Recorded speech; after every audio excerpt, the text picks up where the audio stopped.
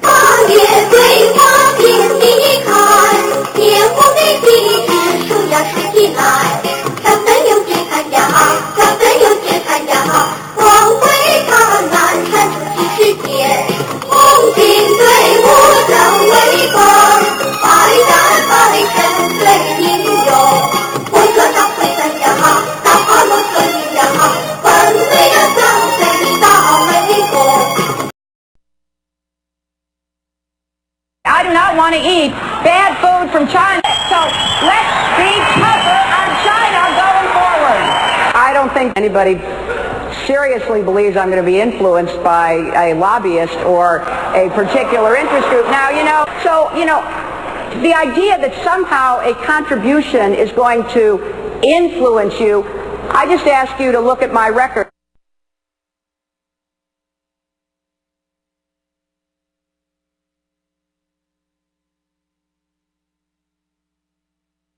To the best of my knowledge, no one has said anything to me about any espionage which occurred by the Chinese against the labs during my presidency. On February the 4th, I and the ranking Democrat on the Select Committee, Representative Norm Dix of Washington, wrote to the President and asked for a private meeting to brief the President on our findings and our recommendations. That meeting was put off until the 22nd of April, but at that time when we met with the President for, if I recall correctly, about 90 minutes, we had a very thorough discussion of not only historical but ongoing problems at the national laboratories and with PRC espionage. So at least from that point, there is no question that the administration and our Select Committee were all on the same page.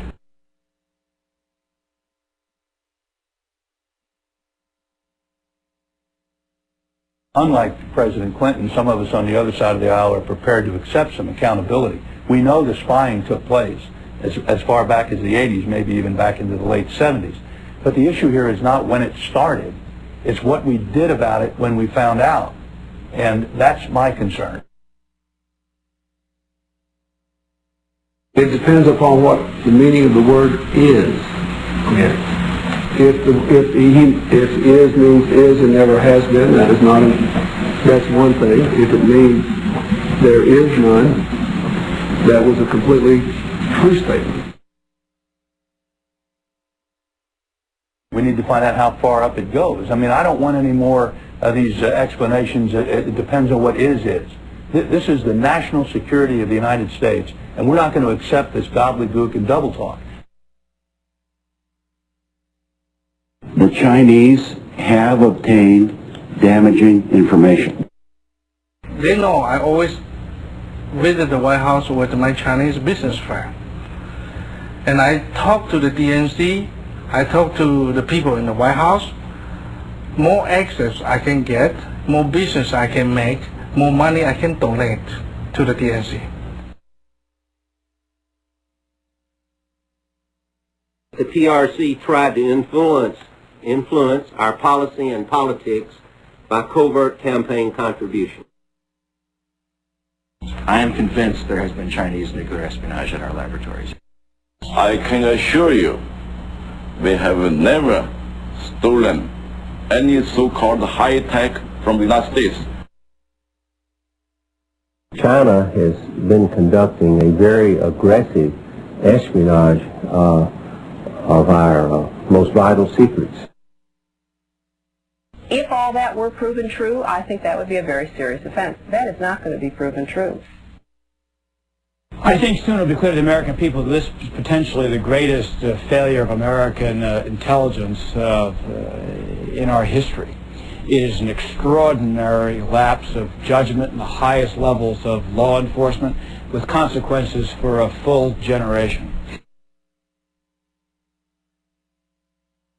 I believe that this espionage case of the Chinese is the worst in the history of this country. They got just about everything that we have, and you'll see it in the out years in their development of their weapons.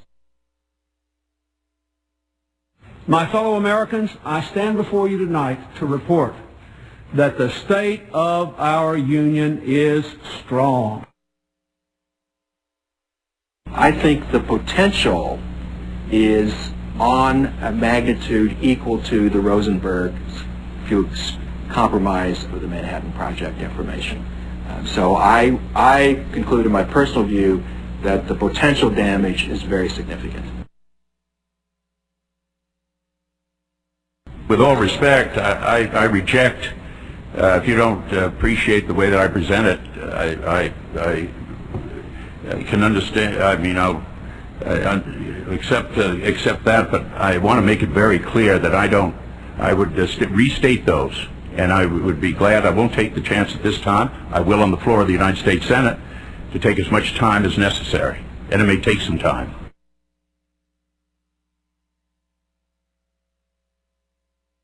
The espionage of China is deep, it's very widespread. It's probably going on as we sit here this morning here in Washington.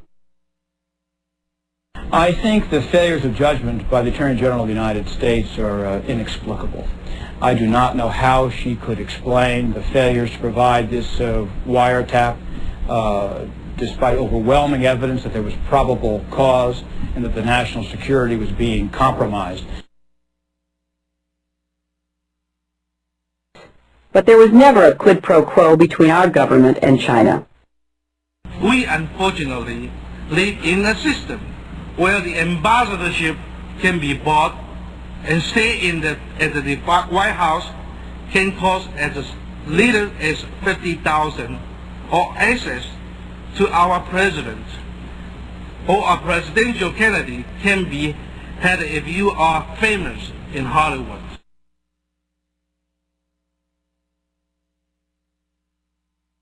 But again, I want to say to the Chinese people and to the leaders of China, I apologize, I regret this. I don't receive personal, but my attorney's office received the package. It said how you can take a theft in the United States Congress. And I think Democrats are to blame to a degree because they tried to soften the blows so as not to hurt or damage the president. I don't want to see the president damaged, but quite frankly, I think Johnny Chung was a pipeline for Chinese money, where China has now grown to have a $70 billion trade surplus with Uncle Sam. They're a very powerful military threat. They're a communist nation. And quite frankly, they're doing great under the Clinton administration. So something doesn't add up, and they've written a lot of checks to the Democrat National Committee.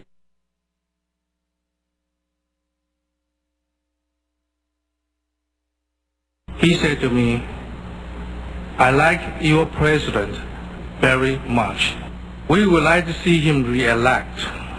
I will give you $300,000 US. You can give it to the president and the Democrat Party.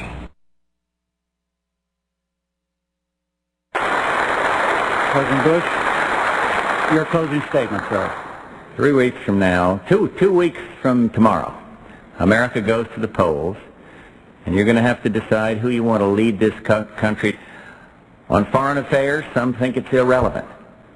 I believe it's not. We're living in an interconnected world, and if a crisis comes up, I ask, who has the judgment and the experience and, yes, the character to make the right decision?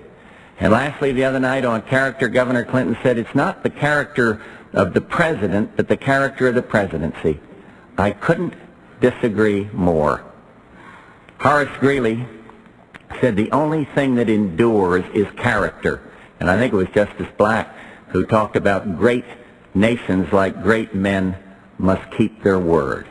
And so the question is, who will safeguard this nation? Who will safeguard our people and our children? I need your support. I ask for your vote. And may God bless the United States of America.